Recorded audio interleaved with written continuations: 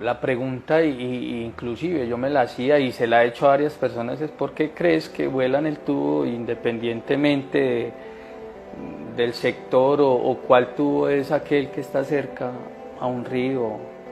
Y es por eso, es porque primero no pueden cuantificar el daño en cuanto a galones que se pierden ahí y adicionalmente están justificando el que se han robado desde adentro.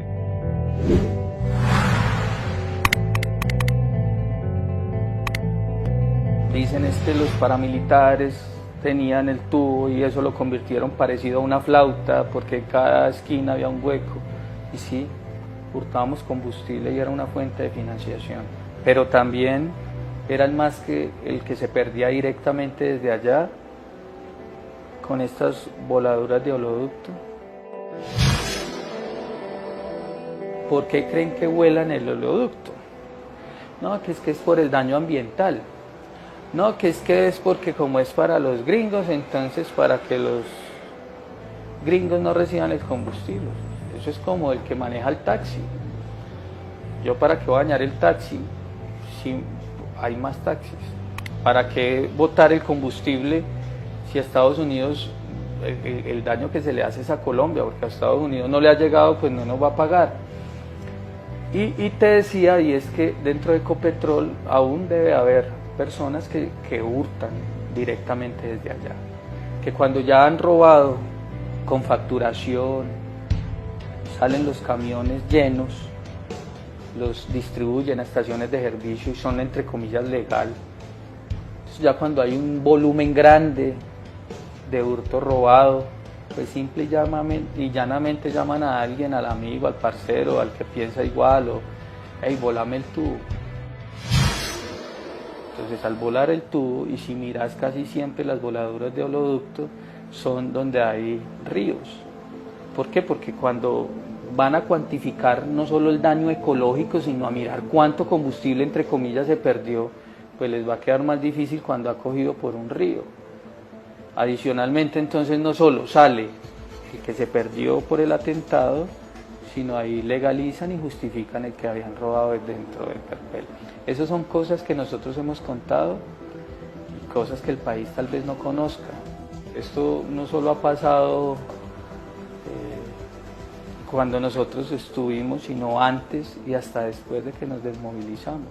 Una de las tantas verdades que nosotros hemos dicho es todo lo del tema de fuentes de financiación, porque como son ejércitos irregulares o ejércitos no legales, pues necesitan de una financiación no legal. En determinadas regiones, y no solo lo digo yo como autodefensa, sino que sino también en donde estaban las guerrillas, pues se tenían que financiar de algo. Voy a poner un ejemplo claro, si es el Caquetá, el Putumayo, la principal fuente de financiación de estas regiones es la coca. En el sur de Bolívar era la coca, en Santander no había coca en determinada región, sino era el hurto de combustible. Esa fue nuestra principal fuente de financiación, fuente que ya existía y que ya era manejada por los grupos de izquierda, o guerrilleros que habían ahí, no de izquierda, perdón, guerrilleros que habían ahí. Ellos estaban organizados por comunas y determinadas comunas hurtaban ACPM, gasolina. Pero lo más curioso del tema es que eran bandas que traían de Bogotá y ellas robaban y se llevaban el combustible, lo vendían y a ellos les pagaban un impuesto y listo. Entonces esos son los invisibles de la guerra. No solo el que hacía esta comercialización, sino los dueños de estaciones de servicios que en último se enriquecieron con este combustible hurtado, porque si en Ecopetrol para esa época valía 4.000 el galón de gasolina, en el tubo valía 1.000. Entonces le generaba más ingresos y él no iba a gastar plata en munición, ni en heridos, ni en muertos, absolutamente nada. Esos son los invisibles, aunque ya los hemos visibilizado en diligencias jurídicas a muchos. Pero lo que ya después empezamos a darnos cuenta es que, también lo dijimos, es que había mucha gente desde Ecopetrol que permitía que este hurto se hiciera. Entonces, por ejemplo, cuando Ecopetrol empieza a manejar varias dinámicas de prevención de hurto de combustible, por decir algo, una época que la gasolina le echaban una tintilla y cambiaba de color. Entonces, cuando llegaba la policía de hidrocarburos y miraban si una mula, sacaban una prueba y si no tenía el color que indicaba, pues era robada.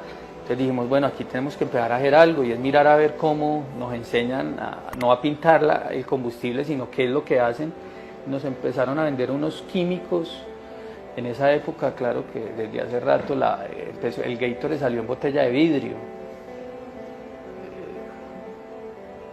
Esa botella valía 20 millones de pesos de ese químico. Y era con gente de Ecopetrol, ¿no? A esta gente ya la hemos denunciado, como te digo, cuando empezaron a tirar bolas de polietileno por el oleoducto. ¿Por qué? Porque cuando se abre una llave, el combustible sale con muchísima presión y al pasar la bola de polietileno tapaba la fuga, o sea, absorbía. Entonces ellos mismos, la gente de Ecopetrol, nos iba diciendo qué debíamos de hacer y nosotros íbamos mejorando.